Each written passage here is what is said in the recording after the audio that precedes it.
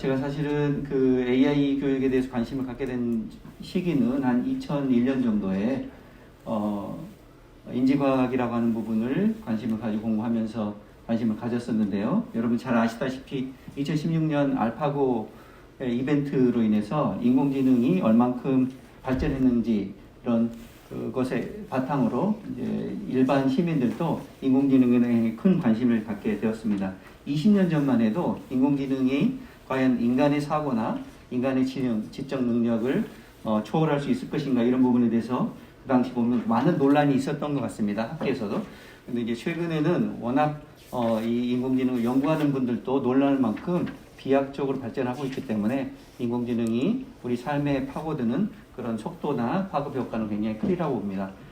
그래서 간단하게 이제 이 4차 산업혁명과 인공지능이라고 하는 부분이 어떻게 우리의 삶 속에 영향을 미치고 특히 이제 제가 교육학과에 있다 보니까 교육적 측면에 어떤 영향을 미치는지 그 얘기를 주로 말씀을 드리고자 합니다. 여기 보고 계시는 화면은 기존의 이제 교육 과정에서도 그런 주제를 다루는데요. 학문 분야가 우리 학교 교육에서 사회과학, 자연과학, 인문학 이런 식으로 구분되는 그런 구분이 있었습니다. 근데 이런 이제 전통적인 학문의 구분, 지식의 구분은 앞으로는 많이 이제 약간 재변혁 혹은 변화되리라고 봅니다. 그래서 여러 학자들이 그런 학문의 통합성에 대해서 얘기를 하고 있는데요. 그 중에서 한 사례만 제가 가져 나와 본 것입니다. 이 중에서 이제 음영 처리된 부분에 이제 사회계 측면의 지식들이 남아 있는데 나머지 부분들을 보면 대체로 자연과학, 공학 뭐 이런 쪽의 지식들이 앞으로 중요한 역할을 하게 되리라라고 말씀을 드릴 수 있을 것 같습니다.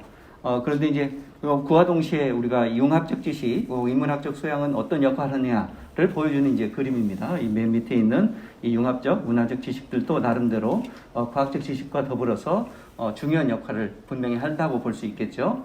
그래서 그런데 이제 핵심은 기존에는 교과의 부분, 그러니까 뭐 국어, 수학, 뭐 과학, 뭐 또 자연과학도 물리, 화학, 생물, 지구과학 이런 식으로 구분하는 그런 구분의 방식들은 아마 지금 첨단 연구 분야에서는 그런 경계들이 거의 허물어지고 있다 이런 것을 말씀을 드리고 싶습니다.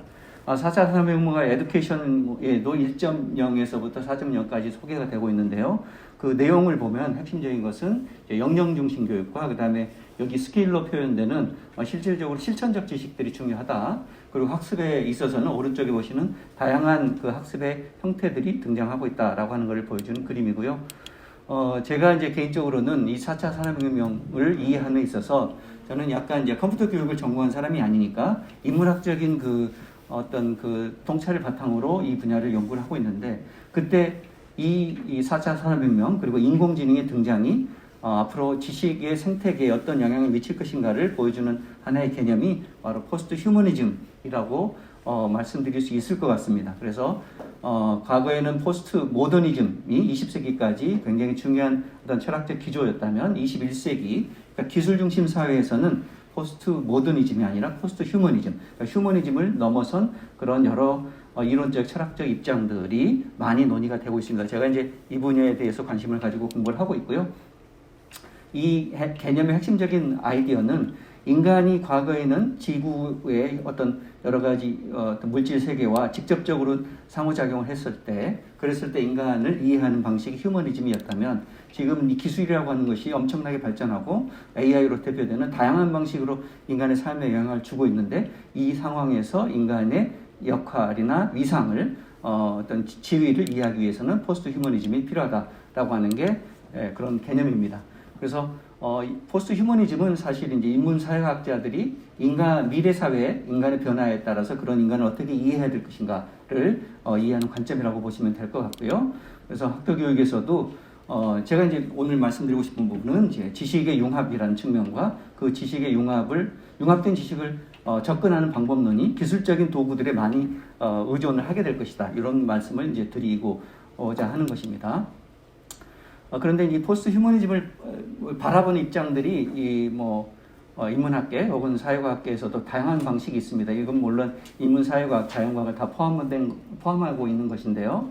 크게 이제 이 포스트 휴머니즘에 대한 학자들의 입장을 정리해 본다면 이렇게 네 가지로 구분해 낼 수 있을 것 같습니다. 첫 번째가 회의론인데 이거는 약간 휴머니즘에 대한 그 어떤 의미를 계속 부여하면서 이것을 절대적 가치로 여전히 지키고자 하는 그런 분들의 입장이 휴머니즘이라고 볼 수 있겠고요. 휴머니즘을 비판하면서 새롭게 재구성하자. 이게 이제 네오 휴머니즘이 되겠고요. 그다음에 흔히 말해서 대중적으로 잘 알려지게 된 컬처럴이나 우리가 트랜스휴머니스트라고 하는 그런 분들이 바로 이제 트랜스휴머니즘입니다. 이분들은 주로 이제 기술이나 공학 쪽에 계신 분들이 아무래도 기술이 인류의 모든은 아니지만 대부분의 문제를 해결해 줄 것이다라고 하는 긍정적 낙관론을 가지신 분들이 이제 트랜스휴머니스트라고 볼 수 있겠습니다. 근데 이제 저를 포함해서 대부분의 사회과학자들은 이제 기술 만능주의나 기술이 모든 걸 해결해 줄 수 있다라고 하는 그런 믿음에는 약간 좀 비판점을 가지면서도 그렇다고 해서 우리가 과거처럼 휴머니즘을 바탕으로 과거로 돌아가면 우리 인류가 지금 경험하고 있는 기후변화, 에너지 문제 이런 모든 문제를 휴머니즘의 관점만으로 해결할 수 있을 것이냐에 대해서 당연히 그렇지 않다라고 생각하고 있는 것입니다. 그래서 그런 부분들을 이제 단순하게 기술 만능이 아니라 여러 가지 기술이 등장하게 될 미래 사회 이걸 어떻게 좀 적극적으로 대처를 해야 될 것인가를 얘기하는 입장이 비판적 포스트 휴머니즘이라고 볼 수 있겠습니다. 그래서 제가 이제 이런 포스트 휴머니즘에 대해서 공부를 하면서 여러 가지 이제 얘기할 기회가 있는데요. 여기서 그래서 인문사회학자들하고도 같이 그런 얘기를 많이 했고요. 그래서 같이 썼던 공저가 이제 이런 겁니다. 이 책은 인공지능과 포스트 휴머니라는 개념 이 제목의 이 책은 우리나라 이제 국내의 앞서가는 인문학자들이 철학자들 있겠고 그다음에 언어학자도 있고 많은 분들이 있습니다. 그분들과 같이 이제 공저한 그런 저서입니다. 그래서 요는 이런 이제 인문학계에 계신 분들도 포스트 휴머니즘의 관점에서 인공지능을 수용하고 그런 미래를 어떻게 인문학적인 차원에서 대비해야 될 것인가 이런 것들을 고민하는 그런 책이라고 볼 수 있겠습니다. 이 안에는 찬성론도 있고 반대론도 섞여 있습니다. 그래서 이제 저는 이제 여기 계신 여러 교수님들이나 그다음에 여기 시청하고 계신 선생님들 이제 AI 융합 교육에 대해서 관심을 갖고 공부하시는 분이실 텐데요. AI 융합 교육에 대한 이제 핵심 질문들을 사실은 우리가 오랫동안 논의를 하고 있긴 한데 생각들이 조금씩 전공 배경마다 좀 다를 수 있을 것 같습니다. 그래서 크게 이제 네 가지로 이걸 구분해 본다면 AI를 어떻게 활용할 것인가, 그 다음에 AI 전문가나 아니면 학생들을 위한 사고 교육을 어떻게 할 것인가, 그 다음에 이제 또 코딩이나 프로그램이 이제 핵심적인 그 기술적 도구이기 때문에 그런 것들을 어떻게 가르칠 것인가, 그리고 인간의 삶의 활동에 어떻게 적용할 것인가, 이런 크게 네 가지로 나눠져서 이렇게 AI 보조교육, 사고교육, 코딩교육, 활용교육 이런 개념으로 정리할 수 있지 않을까 싶습니다. 물론 이제 이런 정의들은 이제 우리 교수님들마다 약간씩의 다른 정의가 있을 수 있겠습니다만 기본적으로 그래서 학문적 배경에 따라서 이런 생각들을 같이 융합해서 하는 게 AI 융합 교육이 아닌가 그런 생각을 해봅니다. 그리고 거기에 대한 이제 개념들을 제가 나름대로 제 스스로 이해하는 입장에서 한번 그려봤고요. 앞으로는 이제 결국은 이런 인공지능 융합 교육의 다양한 배경들을 바탕으로 오른쪽 밑에 보시는 빨간색으로 표시된 융합적 지식을 정보화 사회의 어떤 정보의 흐름에 맞게, 그리고 이제 AI라고 하는 도구가 다양한 삶의 곳곳에서 보편화되는 상황, 그리고 이제 미래의 사회는 아까 말씀드리신 단순한 휴머니즘을 바탕으로 이해될 수 있는 사회가 아니라 포스트 휴머니즘의 환경 혹은 조건, 사회 속에서 우리가 살아갈 수밖에 없다라고 하는 그런 것을 대비하기 위한 교육이 인공지능 융합 교육이 아닌가 그런 생각을 해봅니다. 그래서 제가 자세하게 말씀드리기는 좀 시간 관계상 어렵지만 포스트 휴머니즘의 하위 이론으로 여러 가지 것들이 있습니다. 대표적으로 신물질주의, 그 다음에 ANT 이론이라고 행자망 이론, 그리고 포스트 현상학 이런 것들이 있고요. 이런 것들의 이론적 기반들을 나름대로 공부하면서 그것들이 학습의 문제와 어떻게 연결되는가 이런 것들을 제가 공부를 하고 있습니다. 그래서 이제 신물질주의는 한마디로 그냥 이론론일 것 같습니다. 그냥 기존의 데카르트 이원론적인 사고, 그러니까 마인드 앤 바디, 마인드와 신체와 정신이 구분되어진다라고 하는 관념이 사실 자연과의 발전의 토대가 되었고 그 실증주의적인 어떤 모든 연구의 기반이 되었는데 이 부분에 대해서 많은 대부분 학자들이 이제 비판적으로 반대를 하고 있죠. 많은 이제 비판 관점을 제시를 하고 있죠. 그래서 그거에 대안으로 등장한 것이 이제 신물질주의라고 하는 이론론적 관점입니다. 간단하게 말씀드리면 정신과 물질이 명확하게 구분되어지는 것이 아니라 하나로 통합될 수 있다라고 하는 거고요. 우리가 이제 학습을 한다라고 하는 것은 인간의 경험이 우리 머릿속에 들어와서 어떤 정신적이고 추상적이고 이런 정보로서 저장이 되는 것인데 그것이 과거처럼 사고나 눈에 보이지 않는 것으로만 저장될 것이냐 그게 아니고 그런 학습의 내용들이 내 머릿속에서 뭐 컴퓨터가 다루든 뭐 디지털화하든 코딩을 하든 어떤 식으로 물질적인 형태로 전환돼서 머릿속에 저장될 수도 있고 클라우드에 업로드할 수도 있고 뭐 어떤 PC나 이런 쪽에 백업을 할 수도 있고 다운로드 업로드를 할 수 있는 그런 물질적인 조건을 바뀔 수 있느냐의 문제를 설명하는 아주 기본적 이론적인 혹은 철학적인 틀이 되겠습니다. 그래서 신물질주의를 우리가 지지한다면 혹은 이해한다면 우리의 사고나 학습의 경험이 단순하게 정신현상에서 머릿속에 머무는 게 아니라 다양한 방식으로 변환되어서 물질화돼서 컴퓨터 네트워크 속으로 들어갈 수 있다라고 하는 것을 주장하는 게 바로 이 신물주의적 관점이라고 보시면 되겠습니다. 자세한 뭐 철학적 관점은 말씀드리기는 어렵습니다만, 자, 여기서 제가 시간이 얼마 지금 나왔습니까? 이게 지금 100년 전에 프랑스 화가가 상상도로 2000년대 이런 사회가 펼쳐질 것이다 라고 해서 신문에 등장했던 그런 잘 알려진 사파 그림들입니다. 여기 화면을 보시면 우리가 지금 100년 정도 지났는데요. 지금 경험하고 있는 것들이 거의 대부분 나옵니다. 그렇죠? 그래서 악기도 이제 기계나 뭐 이런 것들이 연주를 하고 있고요. 그 다음에 자동 농작 기계, 그 다음에 자동 건설 기계, 자동 요리 기계, 그 다음에 다양한 방식의 운송수단, 그리고 심지어 미용 기계들도 자동화되어 있죠. 그런데 이제 우리가 그 당시에 이런 그림을 그려봅니다. 여기서 나왔던 그림인데요. 여기서 지식을 대표하는 그 책을 기계에 갈아 넣어서 이때 이제 전기가 발명되었던 시점인데요. 전기라고 하는 형태를 통해서 그 당시 사람들의 상상력입니다. 학생들의 머릿속에 주입될 수 있겠다라고 하는 상상을 보여주는 그림입니다. 그러니까 여기서는 당시에는 전기적인 신호로 들어간다라고 상상을 했지만 실질적으로는 여기 있는 데이터들이 책 속에 있는 데이터들이 디지털화되어서 디지털 정보의 형태로 학생들의 머릿속에 충분히 주입될 수 있는 그런 것들이 가능한 기술적인 환경이 마련됐다. 이런 말씀을 드리는 거고요. 제가 이런 말씀을 드림에 있어서 교육학자로서 이게 당연하다거나 이게 이렇게 돼야 된다는 차원에서 말씀드린 게 아니고 이런 기술적 흐름이 대세다라고 하는 것들을 말씀드립니다. 그래서 많은 장단점이나 혹은 어떤 저의 요소들이 있을 수 있습니다. 당연히 그런 것들은 이제 우리가 잘 이해하고 대처를 해 나가야 되는 것이 되겠죠. 그리고 잘 알려진 일론 머스크 뉴럴링크 같은 경우도 이렇게 데이터를 뇌 전극을 통해서 심어가지고 주고받는 것들이 실험적으로 연구되어가지고 있다라고 말씀을 드립니다.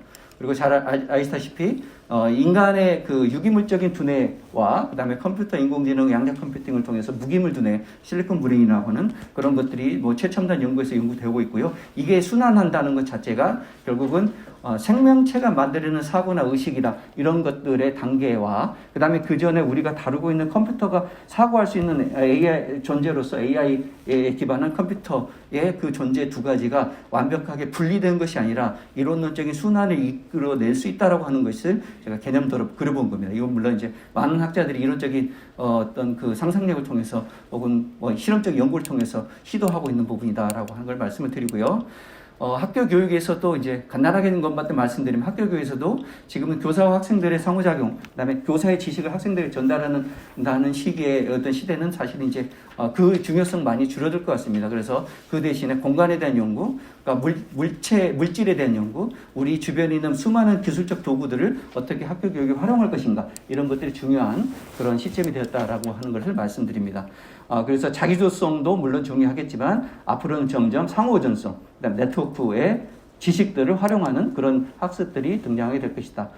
그리고 소셜 컬처럴 티오리라고 하는 게 이제 사회학자들이 많이 활용했던 이론적 기반이었는데요. 이것도 컬처라고 하는 것이 인본주의적인 의미를 지닌 용어이기 때문에 소셜 매트리얼, 물질적인 요소들이 어떻게 사회적인 관계성을 이루어서 우리 학습과 미래 삶에 영향을 주는가 이런 것들을 연구하는 그런 시점이 다가오고 있다라고 하는 것을 말씀드려 봅니다. 그리고 이제 포스트 현상학에 대해서 간단하게 말씀드리면 이것도 세 번째 이제 이론적 기반인데요. 현상학이라고 하는 것이 이제 철학의 중요한 요소 중에 하나였고, 실증주의에 대변되는, 혹은 반대되는 의미로 사용되어 왔었는데, 이 현상학에서 한 단계 더 나아간 것이 바로 포스트 현상학이라고 하는 그런 철학적 흐름입니다. 이것을 대표적으로 경험할 수 있는, 혹은 설명을 할 수 있는 그 환경이 바로 가상현실, 메타버스, 이런 것들이 될 텐데요. 핵심은, 가상현실의 메타버스가 우리는 이제 기존에 약간 비판적 입장에서 이 가상현실을 봤을 때, 그건 실제가 아니다. 그거는 그냥 순간적으로 있다가 사라지는 것이다. 이렇게 부정적인 관점으로 많이 봤는데, 포스트 현상학에서는 그런 가상현실도 실제이고 의미가 있는 경험이다라고 주장하는 것이 되겠습니다. 그래서 지금은 이제 포스트 현상학적 세계다라고 하는 걸 보여주는 그런 그림이고요. 그래서 지식이라는 것도 전통적인 책에서 여러 가지 전자도서로 넘어가고 있다라고 하는 걸 말씀을 드리는 거고, 포스트 현상학의 학습 원리에서 몇 가지가 있지만, 그 중에서 한 두 가지 정도 말씀드리면, 피드 포워드라고 하는 개념이 많이 논의되고 있습니다. 아마 그 뉴럴 네트워크에서 이 작업, 우리가 컴퓨터 공학을 전공하신 교수님들 많이 아시겠지만, 뉴럴 네트워크에서 딥링크에서 프로세스하는 방식도 피드포워드 방식으로 데이터를 이렇게 미리 예측적으로 파악해가지고 연산을 해나가는 방식들이 쓰이고 있다라고 합니다. 그런 개념인데요. 사실은 이제 이게 우리가 피드포워드하고 대비되는 개념이 피드백이라고 하는 개념인데, 우린 지금까지 피드백을 학습 원리로만 설명해 왔는데, 피드포워드라고 하는 것도 굉장히 중요한 부분이라고 하는 것을 인지과학자들이 발견해서 지금 그런 것들을 뇌과학의 원리로서 설명을 하고 있습니다. 핵심적인 것은 그렇습니다. 기본적으로 기존의 인본적인 학습에서는 이성을 중요시했기 때문에 우리가 뭔가를 학습하고 머릿속에서 기억에 저장하고 새롭게 들여내는 방식으로 해고적이고 순차적이고 논리적 학습에만 강조했다고 하면, 이 포스트 휴먼의 학습에서는 피드포워드를 강조하는데, 피드포워드라고 하는 것은 미리 엄청나게 밀려오는 데이터들 중에서 우리가 선택적으로 혹은 예측적으로 선별적으로 받아들여서 그 의미 있는 것들만 프로세스한다라고 하는 그런 학습이고요. 피드포워드가 필요한 것이 이성적인 학습이 아니라 직관적이고 감각적이고 이런 학습, 그다음 많은 정보들을 우리가 무의식적으로 받아들이듯이 그런 정보들을 처리하는 그 원리, 학습의 원리가 피드포워드 학습의 원리입니다. 그래서 그 피드포워드라고 하는 것이 왜 중요하냐면, 기존에 우리가 이제 창의성 연구에서도 그런 얘기를 합니다. 제가 봤을 때는 이성적이고 논리적인 학습의 방식으로는 창의성이 발현되기 어려운 거고요. 그러니까 피드포워드 이제 감각적이고 직관적이고 이런 뭔가 총체적인 그런 학습의 경험들이 사실은 창의성을 발현하는 중요한 기회가 된다. 이렇게 설명을 드려볼 수 있을 것 같습니다. 그래서 앞으로는 이제 그런 부분들이 굉장히 중요해진다라고 말씀을 드릴 수 있겠고요. 제가 이제 약간 그래서 중요한 부분은 마지막으로 마무리를 짓자면, 앞으로 지금은 이제 우리가 컴퓨터가 인간을 흉내내는 시대를 지금 살고 있는데, 앞으로는 AI가 모든 것을 알아서 하는 시대가 될 것이다 라고 하는 것과, 리터러시도 아까 미디어가 중요하다고 했으니까 크리티컬 미디어 리터러시가 중요하다라고 너무 잘 알려져 있는 거고요.